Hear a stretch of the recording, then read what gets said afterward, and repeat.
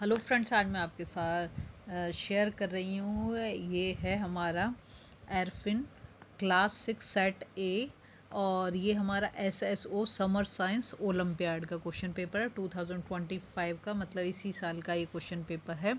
ठीक है, तो हम चलते हैं अपने क्वेश्चन पर। ये दे रखा है यहाँ पर जनरल साइंस। फर्स्ट क्वेश्चन उसने हमें दिया है। देखो क्वेश्चन को पहले अच्छे से पढ़ लेंगे।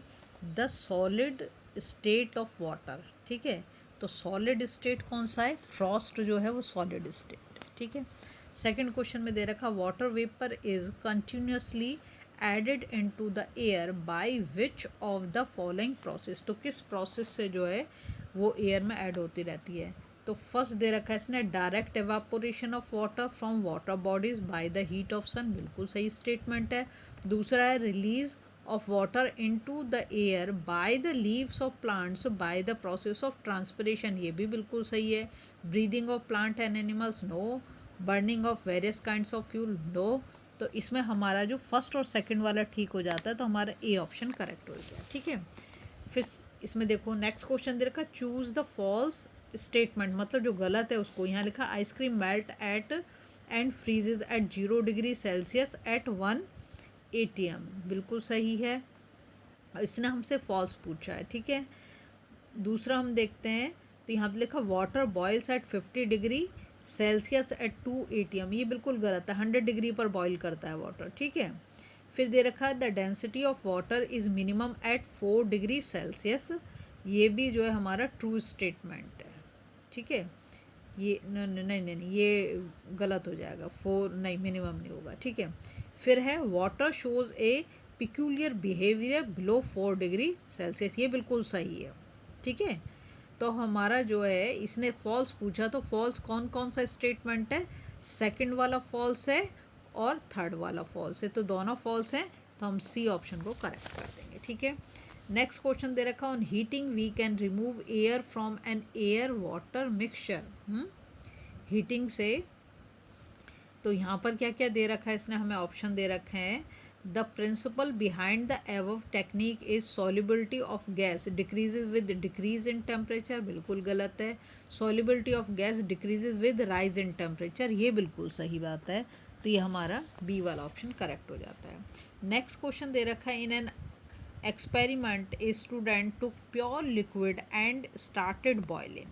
He noted the boiling temperature of that liquid after he took sand solution and started boiling, and he noted the temperature. ठीक है, यहाँ based on the above experiment what is his observation? तो pure liquid boils at lower temperature than sand solution, तो इसमें हमारा ए वाला ही हो जाएगा। ठीक है, नेक्स्ट क्वेश्चन पे जाते हैं। यहाँ दे रखा है उसने हमें which of the following best describes what happens to the particles of ice when it is melt. तो जब वो मेल्ट होगा तो क्या होता है, ये हमें बताना है। तो they lose energy and lose freedom to move about. दूसरा है they gain energy and break up into atoms of hydrogen और ऑक्सीजन। ऐसा तो बिल्कुल भी नहीं होता। फिर है they gain energy and gain freedom to move about, तो हमारा सी वाला ऑप्शन करेक्ट हो जाता है। नेक्स्ट क्वेश्चन दे रखा है उसने which of the following best describes what happen to the particles of water vapour when it condense. तो क्या होता है ये हमें बहुत अच्छे से पता है। They gain energy and gain freedom to move about, no. They gain kinetic energy and increase her their freedom to move without significant attraction, no. They lose energy and are closer to less free to move around, ये बिल्कुल सही होगा हमारा सी वाला। ठीक है, next question देखो यहाँ पर दे रखा है a drop of ink can diffuse faster as compare to a drop of Honey.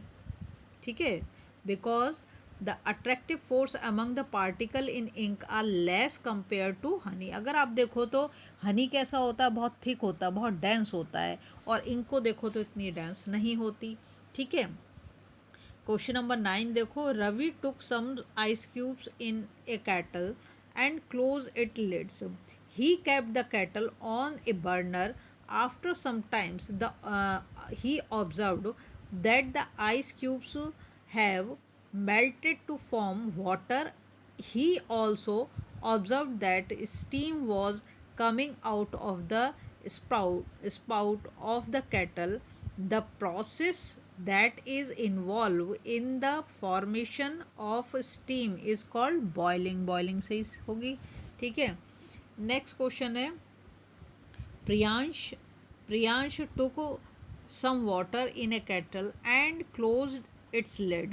He kept the kettle on the burner and placed an ice cooled plate just above the spout of the kettle. After some time, he observed water drops falling from the plate. Which process is involved in the formation of the drop? ठीक है, तो वो condensation है, ठीक है। Next question पे जाते हैं हम। यहाँ पे दे रखा है which of the following changes in an example of reversible change. Reversible मतलब वो अपनी ओरिजिनल फॉर्म में वापस से आ जाए। कटिंग ऑफ पेपर दे रखा है, दूसरा दे रखा कुकिंग ऑफ फूड, तीसरा दे रखा मेल्टिंग ऑफ आइसक्रीम और चौथा दे रखा बर्निंग ऑफ मैचस्टिक। तो हमारा सी वाला हो जाएगा, है ना। सुबह वापस में फ्रीजर में रख दें तो वापस से वो हार्ड हो जाएगी।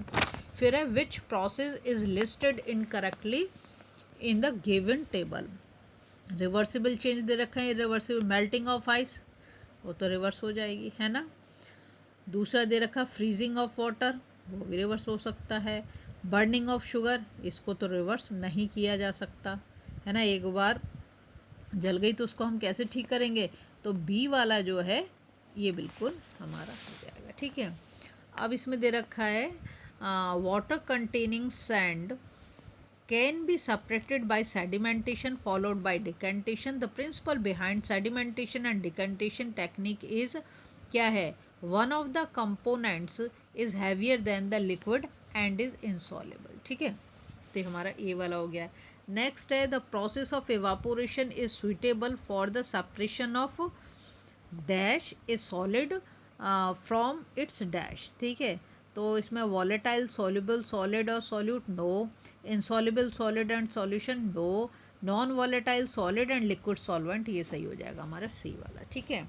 नेक्स्ट क्वेश्चन देखो, यहाँ दे रखा है स्टेट ट्रू और फॉल्स। यहाँ पे हमें ट्रू और फॉल्स बताना है। यहाँ लिखा है changing of water into steam by boiling is a physical change. दूसरा दिया magnetization of iron is a chemical change, no. फिर है germination of seed is a physical change, फिर है decaying of old pieces of wood is a chemical change. देखो इसमें हमारा first वाला ट्रू है, सेकंड वाला हमारा फॉल्स है, थर्ड वाला भी हमारा फॉल्स है, फोर्थ वाला हमारा ट्रू है। तो इस हिसाब से हमारा सी जो ऑप्शन है वो करेक्ट हो जाता है, ठीक है। जाएंगे नेक्स्ट क्वेश्चन पर। यहाँ पर दे रखा है इन the given diagram compasses are used to plot the magnetic field around a bar magnet with poles marked N मतलब north and S मतलब south. Which of the following diagram correctly shows the expected field pattern, ठीक है। तो देखो एक पोल से दूसरी पोल की तरफ आता है, नॉर्थ से साउथ की तरफ आएगा, साउथ से इसकी तरफ आएगा। तो जो ए वाला दे रखा है वो करेक्ट है, ठीक है। नेक्स्ट जाते हैं हम क्वेश्चन नंबर 17 पर। यहाँ लिखा है 3 मैग्नेट्स एक्स वाई जेड, यहाँ पे दे रखा है X Y Z are were dipped 1 by 1 in a heap of iron filling, उसमें उसको डाला गया है। Figure shows the amount of iron filling sticks to them at the ends. The strength of these magnets will be in the order, ठीक है। तो यहाँ तुम्हें बहुत अच्छे से दिख रहा है कि सबसे ज़्यादा तुम्हें आयरन फिलिंग किसके ऊपर चिपकी दिखाई दे रही है, एक्स के ऊपर, उससे कम किसके ऊपर है, वाई के ऊपर, और उससे भी कम किसके ऊपर है, जेड। तो हमारा ए ऑप्शन करेक्ट हो जाता है, ठीक है। फिर क्वेश्चन नंबर 18 में देखो, यहाँ लिखा Lisa did an experiment to find out which part of the magnet attracts the maximum number of pins.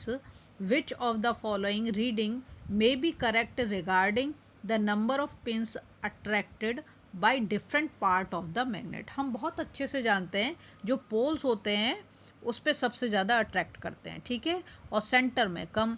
तो पोल पे यहाँ पे जो नंबर दे रखे हैं उसके अकॉर्डिंग हमारा पोल क्या है, हमारा पोल है P और S, ठीक है। तो यहाँ दे रखा P पर 8 दे रखा और S पर भी 8 दे रखा है, बिल्कुल सही। क्यू पर 1 और आर पर 2, ये भी सही, तो हमारा ए ऑप्शन ही ठीक हो जाएगा। ठीक है, नेक्स्ट क्वेश्चन देखो, यहाँ पर दे रखा है how many north and south poles are present in a magnet if it is broken into 6 pieces without loss of magnetism. ठीक है, तो अगर हम उसे 6 पीसेज में करेंगे, एक उसमें कितने होते हैं, 2 पोल होते हैं, तो ये 12 हो जाएगा हमारा। ठीक है, नेक्स्ट है Ashwini magnetise a piece of iron rod using the stroking method as shown in the diagram. यहाँ पे दिखा रखा है which part of the iron rod becomes the north seeking pole. तो कौन सा वाला जो हमारा नॉर्थ सीकिंग पोल बनेगा, ये जो एस वाला है ये। ठीक है, नेक्स्ट है हमारा magnets lose their magnetic properties significantly if, क्या है, left in the open, no, touch with are and no, तो drop from a height repeatedly, अगर हम उसे ऊंचाई से बार बार गिराएं तो चला जाएगा। ठीक है, which of the following is a natural magnet, वो है लोडस्टोन। फिर आता है a magnetic compass is use to find direction because its needle is a magnet and align with Earth magnetic field, C हो गया हमारा। ठीक है, फिर है Riya brings a magnet close to 4 object, a wooden block, an iron nail, an aluminium stripe and a rubber band, which object will be the magnet attract, सीधी सी बात है iron nail ही होगा।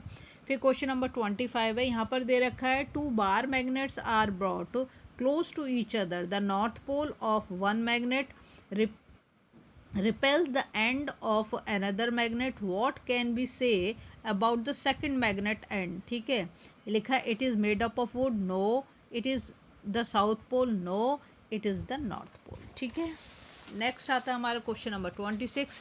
यहाँ पर वो बोलता है bottle, writing pad, book, window pane, marbles and calendars can be classified into 2 groups as, देखो यहाँ दिखा है things made up of plastic and things made up of wood, things made up of glass and things made up of paper, फिर दे रखा है things made up of wood and things made up of glass, यहाँ things made up of glass and things made up of plastic, तो ये हमारा सही हो जाता है डी वाला ऑप्शन। ठीक है, नेक्स्ट दे रखा opaque object reflect most of the light falling on them.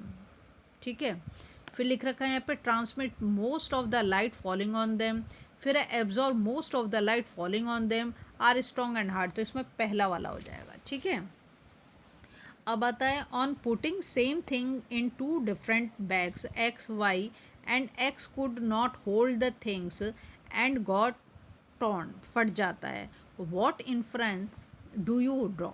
ठीक है, तो इसका मतलब क्या हो गया, यहाँ लिखा है bag X is more flexible than Y, तो फटेगा नहीं फिर वो।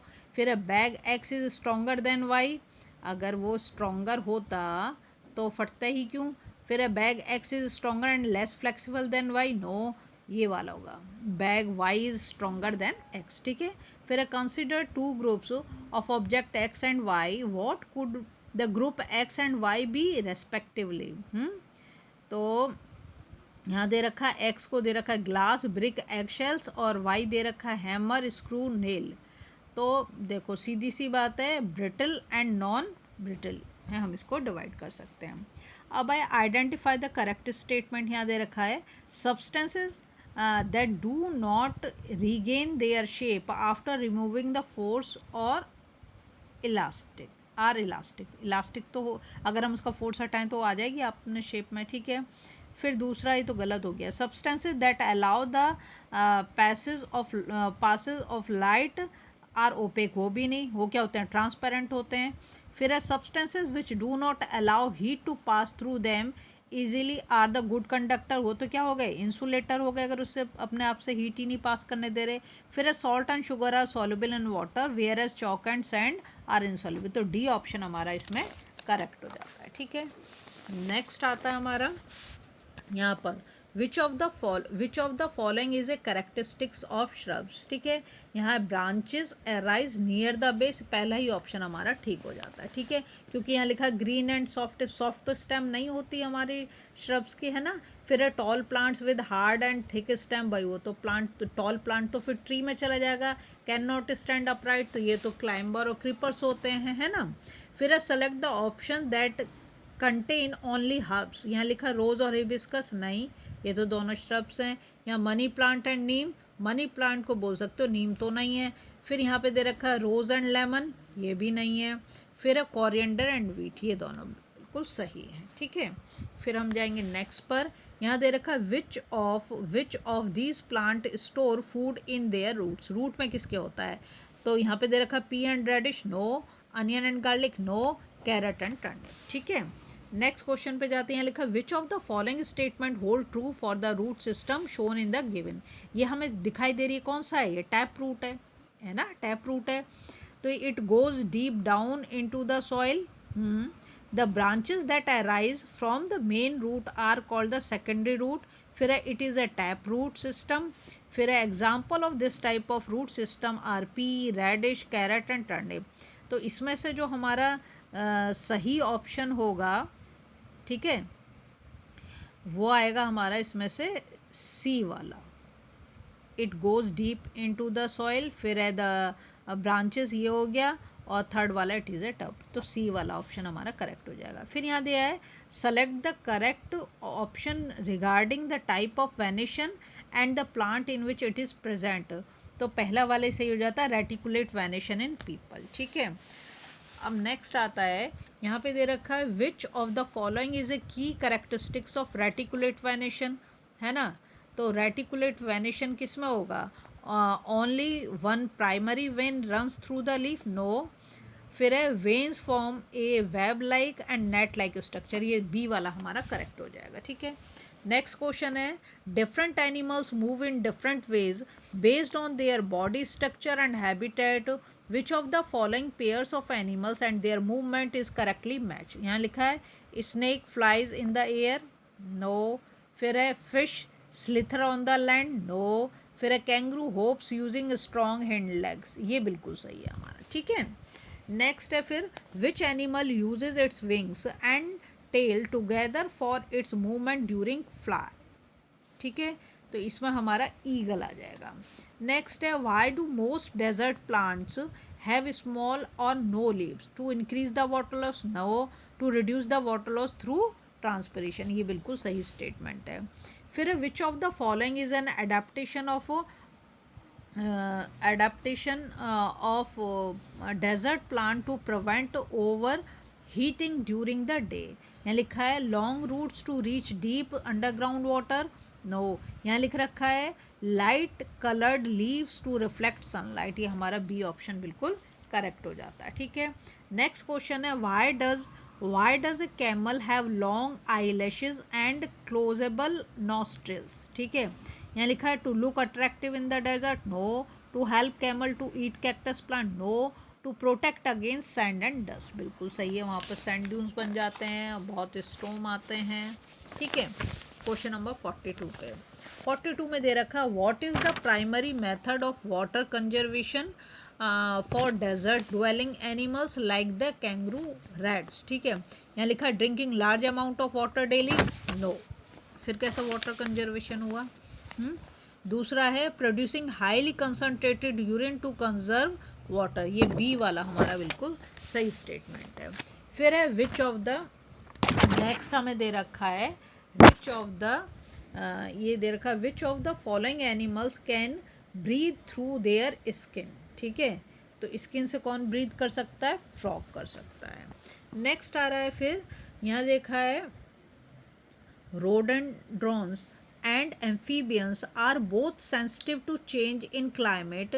If global temperatures rise and rainfall decreases, what long term effect might this have, ठीक है, तो यहाँ पर हमारा पहला ऑप्शन तो गलत हो जाता है, दूसरा दे रखा बोथ स्पीसीज में माइग्रेट टू हायर एल्टीट्यूड और कूलर रीजन, ये बिल्कुल सही है, सेकंड वाला स्टेटमेंट हमारा। नेक्स्ट आ जाता है फिर A student groups the following organisms together, mushroom, mold and yeast, ठीक है, तो another student says they don't belong in the same group because one of them is not a plant, तो who is correct and why? यहाँ लिखा था first student is correct because all are fungi and not classified as plant, तो first ही हमारा सही दे रखा है इसमें।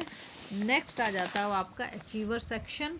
अचीवर सेक्शन में देख लो, यहाँ दे रखा है refer to the given Venn diagram and select the incorrect statement regarding vitamin X and Y. ठीक है, देखो यहाँ पे देखा फैट सोल्यूबल एक्स दे रखा है, वाटर सोल्यूबल वाई दे रखा है, और दोनों के दोनों क्या है, विटामिन है।